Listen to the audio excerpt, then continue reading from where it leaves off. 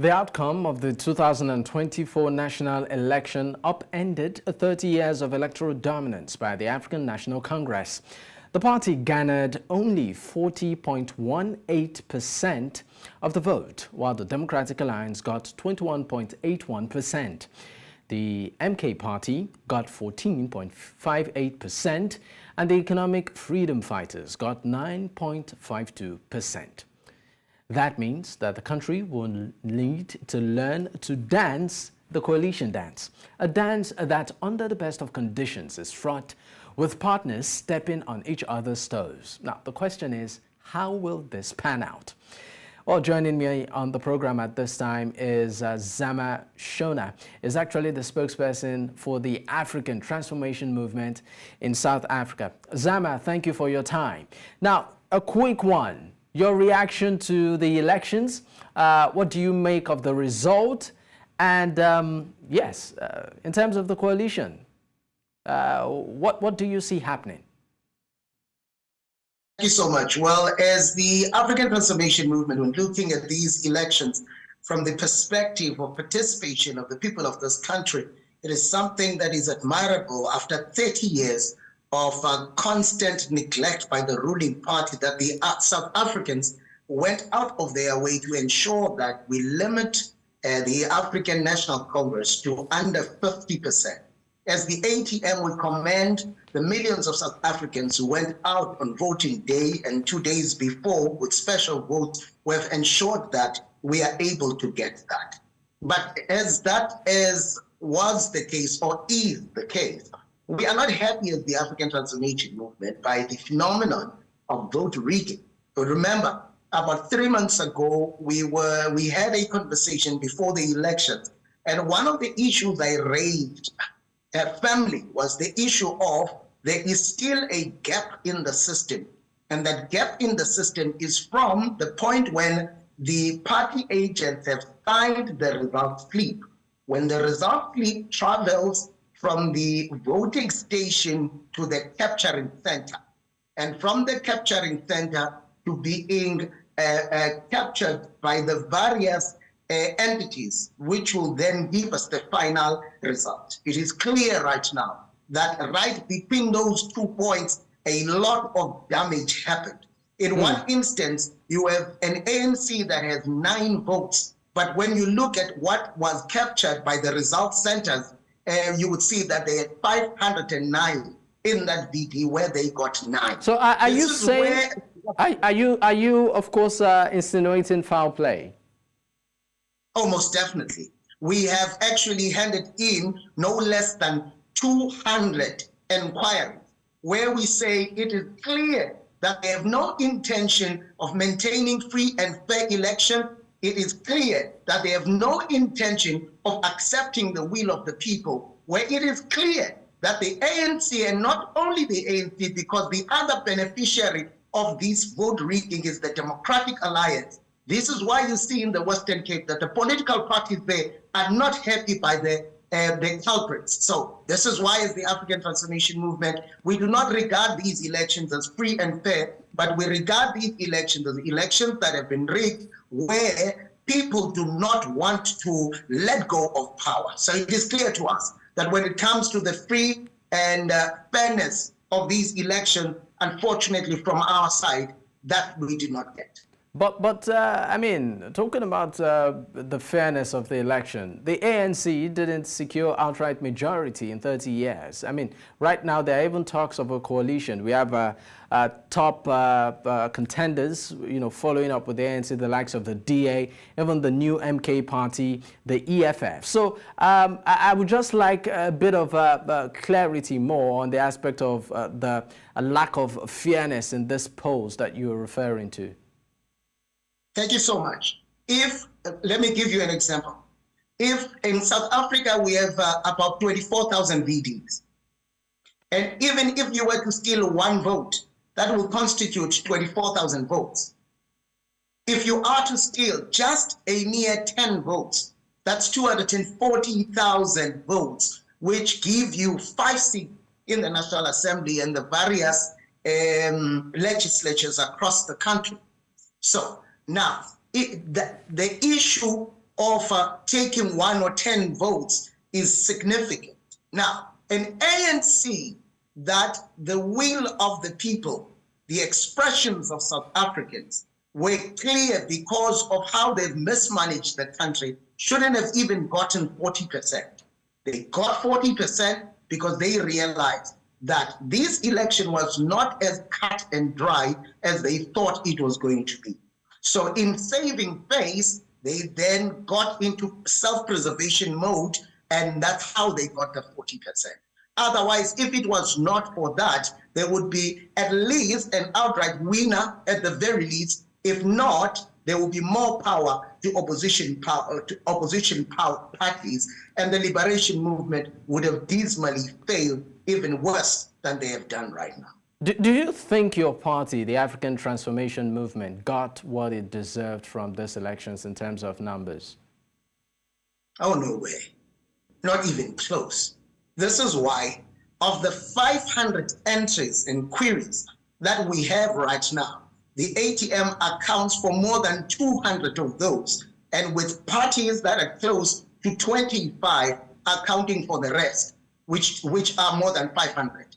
But almost 50% of the queries are queries that have been raised by the African Transformation Movement. The ATM is one of the biggest victims of the rigging that actually took place. Let's talk about what the ATM will do to sort of, are you fighting, for this? Are you pushing in any way, in terms of trying to reclaim your mandate? What is the ATM doing about what it considers a rigged election? Thank you so much. Already, we had submitted over 200 inquiries trying to raise the issue of our unhappiness. But not only that, we've involved our lawyers, and we have tried talking to the IEC on delaying the proclamation of the results pending the resolution of the various challenges that we are faced with, that we have raised. And as the ATM, we have also gone further now to say now that they've ignored what we have said. We have joined the more than 24 political parties who are also of the same mind that these elections were not free and fair. And we are taking the matter to the election court because we believe that it is necessary that we actually raise these irregularities. People must let go of power when the people of this country have pronounced. This is a government of the people, for the people, by the people, not by a selected few, not by those who want to hold power, not by those who have deemed it fit that they are the only ones who should be given the right to rule over society. Society does not belong to anyone. Society belongs to society. And what society says must go, it must go. So for us as the African Transformation Movement, we are at this juncture not going to actually allow the ruling party to do as it pleases, not going to allow the Democratic Alliance to do as it pleases. This is the country of our forefathers, and the future generations of this country must get what is due to them. The people have spoken. They do not want the ANC in power. The ANC must accept. They must relinquish power. They must leave power. They must allow South Africans. But that was already reflected by the ANC not winning a majority. I mean, the first in 30 years. And right now, the country is even talking about a coalition. So I would just want to know exactly, in clear terms, are you going to court? Are you going to challenge it? What exactly are you doing? Because right now, the ANC is talking about partnership, a coalition, whether it's with the DA, the MK, or the EFF. So, I mean, it's clear that, change has happened on the political landscape. So, what exactly, in concrete terms, is the ATM doing next? And do you also feel the ATM maybe should have won, should have been declared the winner? One, even the 40% is not it's not the true reflection of what has happened. Are you saying they got less or more? That number. I didn't get that. Are you suggesting they got less than 40% or more? Yes, less, way less. For us to be sitting with over 500 inquiries from different political parties, it shows you that the ANC got way lesser than the 40%. I've just given you examples right now where the ANC got 9 votes and it was given 500 more. There's another case where the ANC got 1,005, and when you look, it got 1,305 in one VT, 300 more votes. There are cases where the ATM has gotten more than 150 votes in a VT, and they will register 0. So this issue, this phenomenon, speaks to the fact that it has been favored. It has been given what was not due to it. So for us in the African Transformation Movement, we're very clear on this matter. We are going to raise, as I have said, the first steps that we have taken was to, the first step that we took, or steps, were to log the complaints. Over 200 of them, we've logged them. The second thing that we did, we sent a letter from our lawyers asking the proclamation of the results to be deferred to a later date. Now, we are part of over 20 political parties who are saying these elections were not free and fair. That's number 3. Number 4, which I've already stated as well, is the issue of going to the election court. Already, we have taken 4 steps against these elections because we believe that these elections do not reflect the will of the people. All right, now let's of course put that aside for now. Let's look at what of course looks to be the reality, particularly of South Africa's political landscape. Do you think that the country is ripe for a coalition government? When the people of this country gave a mandate to one single party for 30 years, this country was actually undermined to a point that it was declared to a state of paralysis where nothing was functional. The people of this country have now said, we put our trust in the collective. The collective must decide how we move forward. Now, we believe that that expression alone shows maturity, because normally the people of this country would just be happy to vote in one political party in the same way moving forward. But they have felt that they've been undermined for too long. We believe that we are ready as a country. We have seen this phenomenon happening in different municipalities. This is not the first time the South African government has actually gotten an opportunity to actually work as a collective. We believe there is unity in power.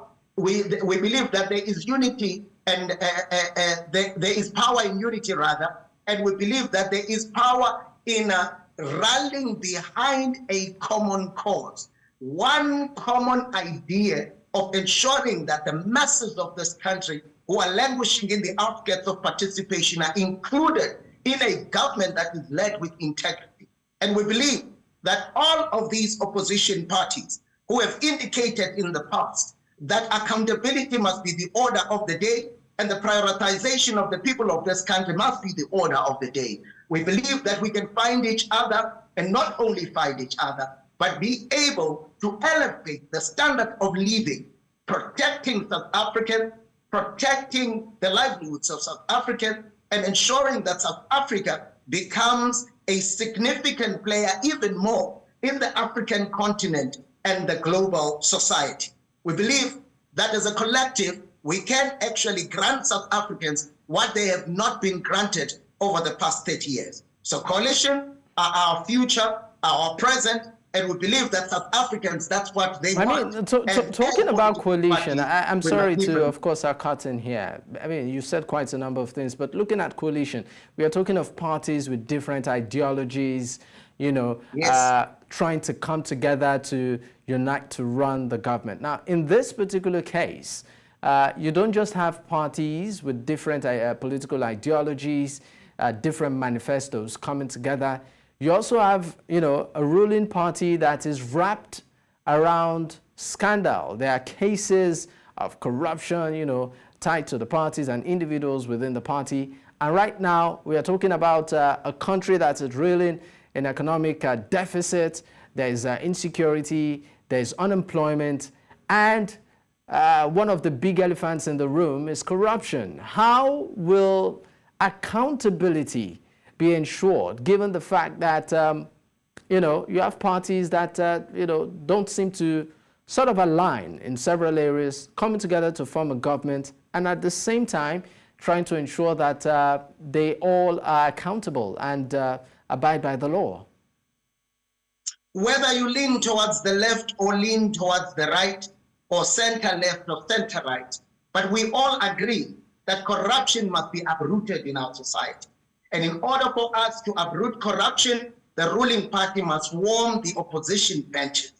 I think that that is critical as we move forward, that the ruling party must warm opposition benches, and they must face the music for devaluing South Africa for 30 years.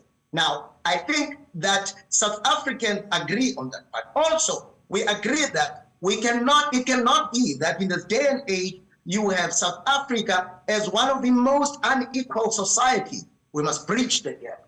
Even if you lean right or lean left, but we are in agreement that the level of poverty which was seen before COVID-19, which was over 33 million South Africans who are living in abject poverty, we agree that must be taken away.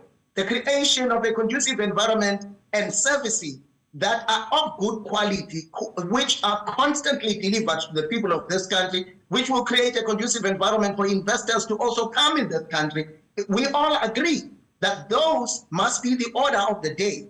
We may not agree on the expropriation of land without compensation with some parties, but when it comes to the emancipation of the people of this country, the industrialization of South Africa, and creation of a conducive environment wherein all will get an opportunity to self-determinate, we agree on those. So as much as there are aspects of ideology, aspects of theology, aspects of a political party ideology that we do not agree on, but we agree on the survival of the South African community and the prioritization of the people of this country, we will then allow that which puts us all, that unites us towards a common cause, to be a prominent feature within our government as we move forward. All right, thank you so much for joining me, of course, and of course sharing your views on today's episode of The Conversation, Zama. And of course, we wish you all the best. That's the ATM in your push for, well, I call it justice now, if at all, during the just concluded elections for your political party. Thank you once again.